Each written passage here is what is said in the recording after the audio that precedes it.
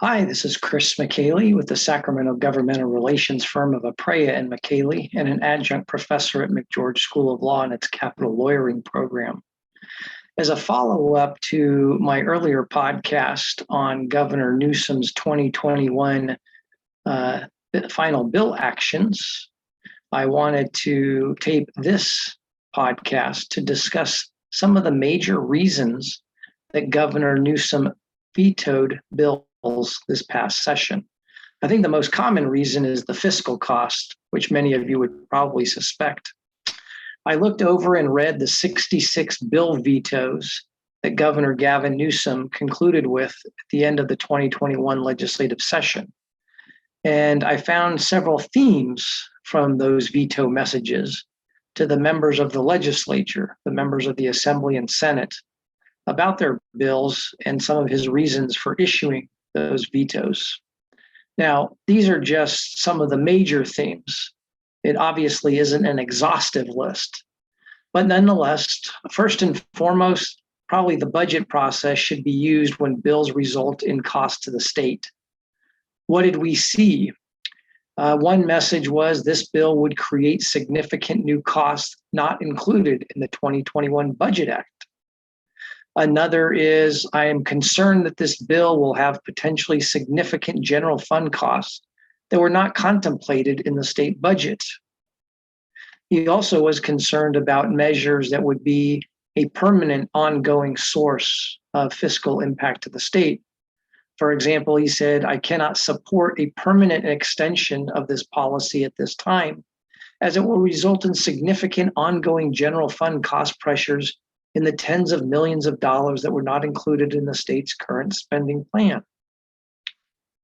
A second theme I found in the governor's vetoes, that he would prefer state agencies to work with the legislature on a solution.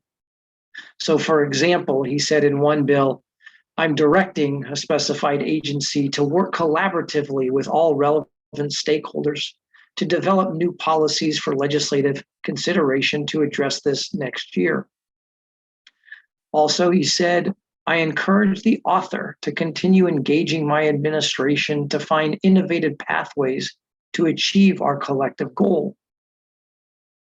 Another theme is that the bill might have conflicted with or created confusion with existing state or federal laws. For example, he said, there's significant overlap between this bill and another bill or existing law, which may cause confusion for the regulated community. Similarly, he said, the bill lacks clarity in key areas, which may render it subject to misinterpretation or even a lack of enforceability. And in a third bill, he said, this bill creates confusion with well-settled law, which is likely to result in increased litigation. Another theme for vetoes is that an existing state agency is already addressing this issue regulatorily. For example, ongoing efforts by my administration are better suited to achieve this intent of this particular bill. Or he said, this bill is duplicative of work already underway by our agencies.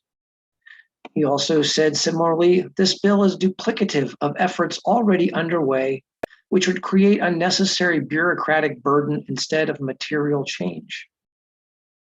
Now, along those same lines, he also expressed concerns about some bills that would interfere with the work of an existing state agency. For example, he said in one veto that the bill would eliminate administrative flexibility to direct funding where it is needed most. Sometimes he lauds the benefits of the program, but nonetheless, it results in a veto. For example, while the aims of this bill are noble and noteworthy, the work that would be duplicative, or the work in this bill would be duplicative of the work already being done by my agencies. Another one is potential conflict with federal law. We saw that in a few instances. For example, he said it would be imprudent to codify these requirements in state law in the event the federal agency revises them. Or he said consideration should be given to whether a patchwork of state and federal regulations is the most effective way to approach an issue of this magnitude. He also expressed in a few instances the potential adverse impact on the private sector. For example, if there were a mandate on the regulated community. For example, he said, this bill's extensive requirements would create a significant burden on California businesses, particularly on small businesses. In other instances, the governor says that he wants further study or refinement before this particular bill would become law. So, for example, he cited in more than one instance a currently ongoing pilot project that might be underway.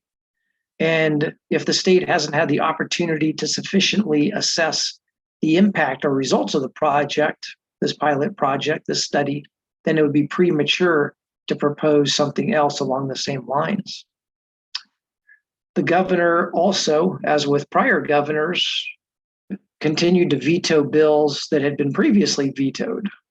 For example, he said, these are the same concerns I had with a previous nearly identical bill, which I also vetoed. And then in other instances, Governor Newsom said there should be additional discussion to take place. And then lastly, there were a few instances where he wanted the collective bargaining process to be respected. And so he said in one bill veto, this bill should be addressed through the collective bargaining process. Now, as I noted from the outset, there are obviously other, sometimes more detailed or even unique or particular to a bill, reasons for Governor Newsom to veto a particular bill. Nonetheless, what I've covered here are some of the major themes of his bill's vetoes. And again, the most common reason, as with other governors, is the fiscal cost of a proposed bill. Thanks for joining this brief review of some of the reasons for Governor Newsom's 2021 bill vetoes.